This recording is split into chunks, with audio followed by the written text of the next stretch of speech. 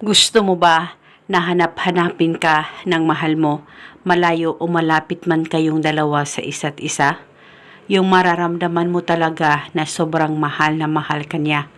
Kaya ngayon, itong ritual na ibabahagi ko ay napaka-epektibo, basta dapat buong-buo ang loob mo sa paggawa nito. At itong ritual ay gawin mo bago ka matulog. Ang gagawin mo lamang bago ka matulog, kumuha ka lamang ng bote ng mineral o bote ng soft drinks ay pwedeng gamitin. At dapat malinis po ito. At pagkatapos, kumuha ka ng papel at panulat at isulat sa papel ang kanyang tunay na pangalan at apelido ng 3 beses. At pagkatapos, i-roll mo lamang ang papel at ilagay sa loob ng bote. At pagkatapos mo nang malagay ito, maglagay ka rin ng kaunting asin at isang butil na bawang. At pagkatapos ay hawakan mo ang bote, ilapit sa baba mo, pakaisipin mo siya, mag-focus at mag-concentrate ka at ibulong mo ang mga salitang ito.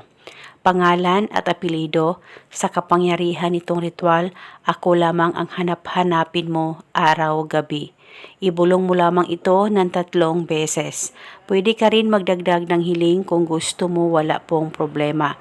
At pagkatapos ay pwede mo nang takpan ang bote at ilagay sa ilalim ng kama mo o di kaya sa gilid ng higaan mo o sa ibabaw ng kabinet mo o sa damitan mo.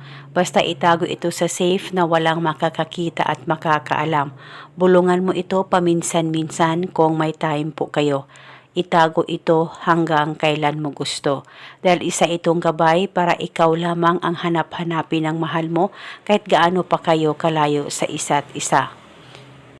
Basta itong ritual ay gawin sa mabuti at hilingin ng buong puso.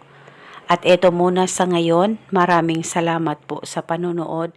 May God bless us all.